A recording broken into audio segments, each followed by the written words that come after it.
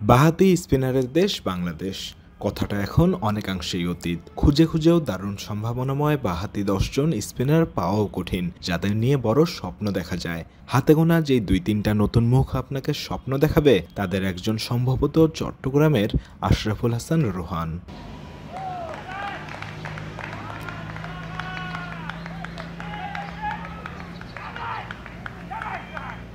17 wicket নিয়ে চলমান এনসিএলে এখন অবধি সবচেয়ে বেশি উইকেট পাওয়া স্পিনার রোহান। যুবদল থেকে বাদ পড়ার পর খেলেছিলেন প্রথম বিভাগ ক্রিকেট, সেখান থেকেই নিজের সামর্থ্যের জানান দেয়া শুরু। ঢাকা লোপার্সের হয়ে 16 ম্যাচে নিয়েছিলেন 33 উইকেট, মাত্র 3 ইকোনমিতে।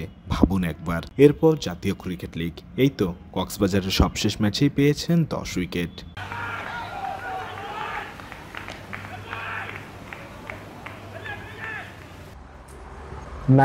ক্যাম্প করার পরের সময়টা আসলে কিভাবে কাটলো, আগে এটা জানতে চাই।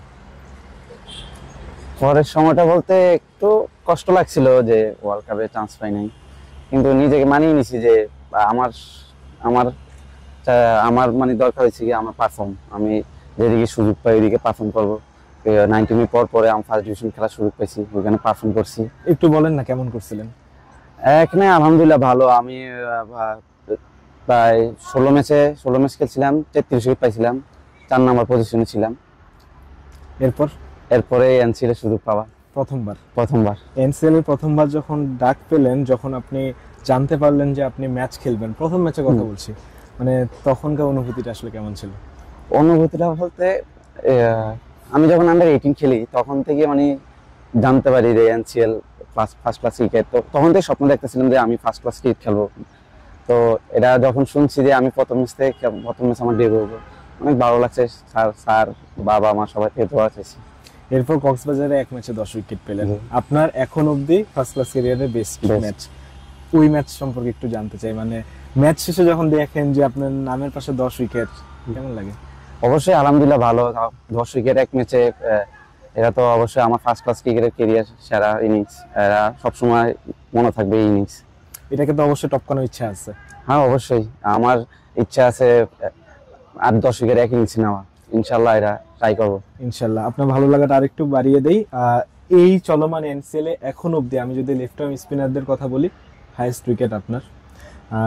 তরুণ স্পিনারদের যদি কথা বলি, সবকিছু মিলে হাইয়েস্ট উইকেট আপনার এখন অবধি। যখন আপনি ইন্টারভিউটা করছি, তো একদম টপে থেকে শেষ করার একটা মানে সম্ভাবনা তো তৈরি হয়ে গেছে।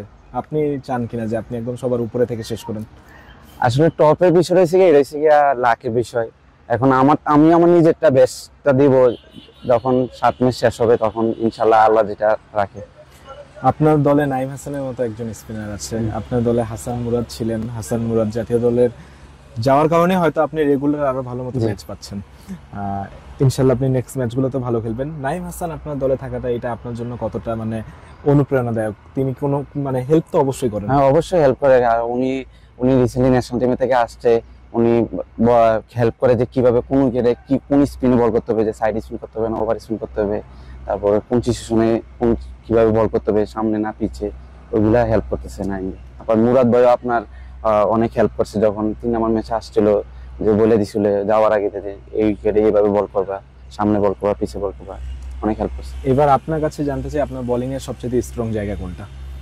আমার বোলিং এর স্ট্রং জায়গা হইছে গিয়া আমি ব্যাটসম্যানকে মানে টার্ন করে বিট করাতে এটা পছন্দ করি, ওভার স্পিন যেটা আমার। এটা একটা জিনিস জানতে চাই, আপনি এতদিন ফার্স্ট ডিভিশন খেলেছেন, আপনি এনসিএল এর ক্যাম্প করছেন, এনসিএল এ মোটামুটি বেশ ভালো পারফর্ম করছেন মাশাআল্লাহ। এরপর একটা তো লক্ষ্য সবার থাকে, এইচপি ক্যাম্প অথবা বিসিবির অধীনে যে কোনো ক্যাম্প। আপনার কি মনে হয় আপনি বিসিবির অধীনে কোনো ক্যাম্পে যদি সুযোগ পান, আপনার ক্যারিয়ার আরো অনেক ভালো হবে ইনশাআল্লাহ? হ্যাঁ অবশ্যই। যখন 19 ক্যাম্প করার পরে ওইদিকে অনেক ইমপ্রুভ হয়েছে আমার। এখন যদি ফার্স্ট ক্লাস ক্রিকেট খেলতেছি, এখন আবার যদি বিসিবির আন্ডারে আবার ক্যাম্প করতে পারি, অবশ্যই এটা তো ইমপ্রুভ হবে, ডে বাই ডে ইমপ্রুভ করতে হবে। আর ওই এত সুন্দর ফেসিলিটি দেয় বিসিবি, যখন ক্যাম্প করায় ভালো ফেসিলিটি দেয়, ওই ফেসিলিটি প্র্যাকটিস করতে পারলে অবশ্যই ইমপ্রুভ হবে, আবার উপর লেভেলে খেলতে পারবো। থ্যাংক ইউ ভাই, আসসালামু আলাইকুম। রোহানদের মতো প্রতিভাবানদের দরকার ভালো ফ্যাসিলিটিস। একটু যত্ন নেওয়া গেলেই এই প্রতিভাগুলো হয়ে ওঠে অপ্রতিরোধ্য। চট্টগ্রাম থেকে উৎস মাহমুদ, বিডি ক্রিক টাইম।